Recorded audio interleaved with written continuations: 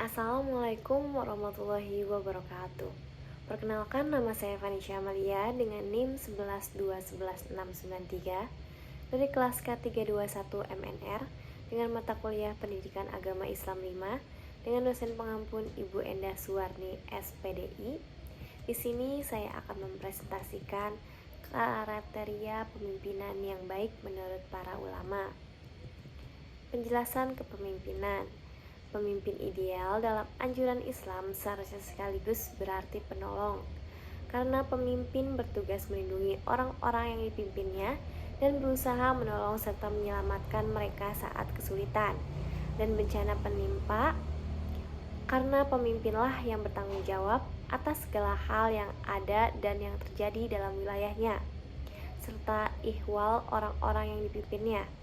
Seorang pemimpin dipilih adalah untuk memimpin anggota kelompoknya untuk mendapat mewujudkan tujuan bersama. 1. Syekh Muhammad Mubarak dalam kitab Nizam al-Islam menyebutkan ada 4 syarat seorang menjadi pemimpin, yaitu pertama, mempunyai akidah yang lurus, kedua, mempunyai wawasan yang luas, ketiga, mempunyai dedikasi mengabdi kepada umat, keempat, mempunyai komitmen yang kuat terhadap ajaran Islam.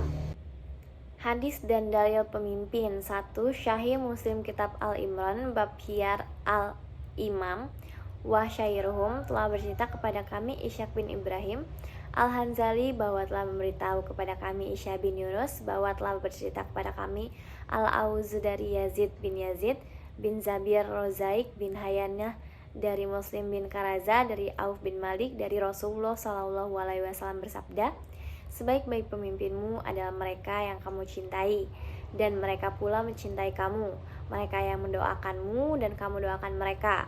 Sedangkan seburuk-buruk pemimpinmu adalah mereka yang kamu benci, dan mereka pun membencimu, yang kamu laknat dan mereka melaknatmu pula. Dikatakan, wahai Rasulullah, jika demikian, tidakkah kita menumbangkan dengan pedang? Beliau bersabda, tidak selama mereka menegakkan salat di tengah-tengah kamu. Jika kalian melihat dari penguasa-penguasamu kejelekan yang kamu benci, maka bencilah perbuatan jeleknya itu saja, dan jangan sekali-kali membangkang terhadapnya. 2. Musnad Ahmad bin Hanabil Kitab Baqi Musnad Al-Ansar bab hadits Auf bin Malik Al-Ansari telah bercerita kepada kami Ali bin Ishaq, ia telah berkata, Abdullah telah bercerita kepada kami, ia telah bercerita kepadaku, Abdurrahman bin Yazid bin Zabir, ia berkata bahwa Ruzai, seorang budak dari Bani Fazarah dari Muslim bin Karazah, yaitu putra paman Auf bin Malik telah bercerita kepada kami, ia berkata bahwa ia telah mendengar Rasulullah SAW bersabda, sebaik-baik pemimpinmu adalah pemimpin yang kamu cintai dan mereka pula mencintai kamu, yang kamu doakan dan mereka pula mendoakanmu. Sedangkan seburuk-buruk pemimpinmu adalah mereka yang kamu benci dan mereka pun membencimu, yang kamu laknat mereka melaknatmu pula. Kami berkata, wahai Rasulullah, tidakkah kita menumbangkan jika demikian? Ia menjawab, tidak selama mereka menegakkan salat di tengah-tengah kamu. Ketahuilah, barang siapa di antara kamu mendapatkan seorang amir terpilih dan menemukannya perbuatan pelanggaran atau maksiat kepada Allah, maka ingkarkanlah atau tidak membenarkan perbuatan maksiatnya itu, dan jangan kamu membangkang terhadapnya. 2. Imam Al-Mawardi 974 sampai 1058 Masehi adalah seorang ulama dan pemikir Islam yang terkenal dengan karyanya tentang pemerintahan dan kepemimpinan yang disebut Al-Hakam Al-Sultaniyah. Meskipun Imam Mawardi tidak secara khusus merinci kriteria pemimpin yang baik berdasarkan hadis tertentu, namun pandangan dan prinsip-prinsipnya mencerminkan nilai-nilai Islam yang diajarkan dalam Al-Quran dan Sunnah. Beberapa kriteria yang dapat diambil Imam Mawardi adalah keadilan. Pemimpin yang baik harus adil dalam memimpin dan menegakkan hukum Al-Quran dan hadis-hadis Nabi Muhammad SAW, menekankan pentingnya keadilan dalam segala aspek kehidupan. Kepatuhan terhadap hukum Islam. Pemimpin harus patuh terhadap hukum-hukum Islam dan memastikan bahwa negara atau pemerintah yang dipimpinnya berada dalam kerangka syariat Islam. Kepedulian terhadap kesejahteraan rakyat. Pemimpin harus memperhatikan kesejahteraan rakyatnya, memastikan distribusi keadilan dan melindungi hak-hak masyarakat. Ketaatan pada prinsip konsultasi syurah. Imam Mawardi menggarisbawahi pentingnya prinsip konsultasi dalam mengambil keputusan yang sesuai dengan prinsip-prinsip syariah. Sebagai catatan, kriteria pemimpin yang baik menurut pemikiran Imam Mawardi dapat ditemukan secara mendalam dalam karyanya Al-Hakam Al-Sultaniyah. Pemahaman lebih lanjut dapat diperoleh dengan merujuk langsung ke karya tersebut dan menelaahnya secara menyeluruh. 3. Imam Ghazali.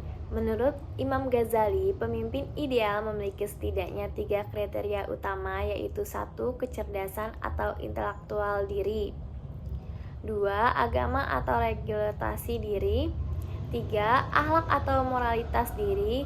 Kriteria pemimpin ideal Al-Ghazali ini memiliki keserupaan dengan kriteria pemimpin ideal Imam Al-Mawardi dalam kitab Al-Hakam Al-Sunaniyah.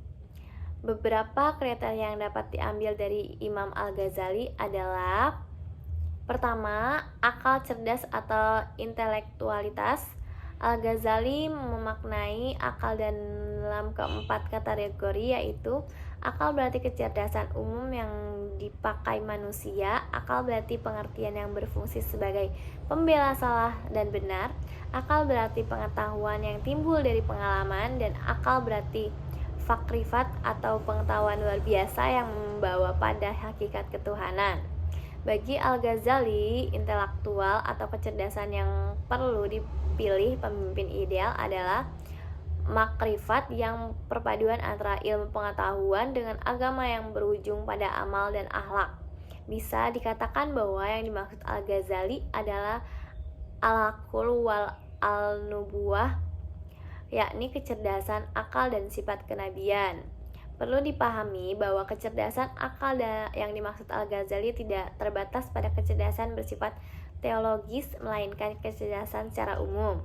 Artinya, sosok pemimpin ideal adalah orang yang cerdas atau yang memiliki pengetahuan dalam berbagai aspek baik duniawi ataupun ukhrawi. Kecerdasan inilah yang menjadi modal utama pemimpin Iyah Ulumuddin. Kedua, agama atau religiositas. Agama yang dimaksud di sini adalah keimanan dan keislaman seseorang. Keimanan dapat dimanifestasikan dalam 2 aspek kehidupan, yakni 1. Relasi erat individual dengan Allah melalui ibadah-ibadah yang bersifat individual, dan 2. Relasi sosial yang diwujudkan dengan ragam kebaikan kepada sesama manusia. Pemimpin yang memiliki tingkat keagamaan atau religiositas yang baik akan mengedepankan keimanan dan ajaran Islam dalam tindakan-tindakannya.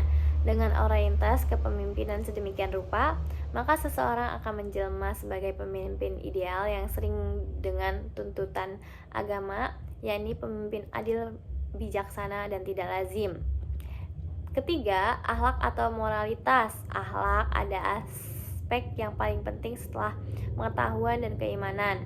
Bahkan Rasulullah SAW bersabda, "Sesungguhnya aku diutus untuk menyempurnakan akhlak, keluhuran, budi pekerti." Hadis riwayat Baihaqi. Karena itulah sisa dikatakan bahwa akhlak adalah intisari dari tujuan dari agama Islam. Bagi Imam Al-Ghazali, akhlak atau moralitas diwujudkan dengan kemampuan untuk mengendalikan dan mengelola diri dari kecenderungan yang bersifat negatif dan destruktif. Artinya, seorang yang berakhlak adalah orang yang mampu menjaga dirinya dari berbagai perbuatan tercela, baik tercela secara agama ataupun secara sosial. Akhlak atau moralitas lurus pemimpin ideal berpangkat pada 4 sifat, yakni 1. Keimanan yang kuat yang dicapai melalui ilmu dan amal. 2. Keberanian dalam mempertahankan sifat dan sikap baik sesuai tuntutan Allah Subhanahu wa Ta'ala. 3. Kedermawanan atau sikap mendahulukan kepentingan umum di atas kepentingan pribadi.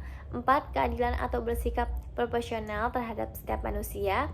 Dengan demikian, kriteria pemimpin ideal menurut Al-Ghazali adalah pengetahuan secara komprehensif agama yang baik, dan moralitas yang leluhur. Ketiganya merupakan nilai positif yang melengkapi satu sama lain dalam diri seorang pemimpin ideal. Inilah yang harus dimiliki seorang jika ia ingin menjadi pemimpin. Sekian video dari saya, semoga bermanfaat. Kurang lebihnya mohon dimaafkan. Wassalamualaikum warahmatullahi wabarakatuh.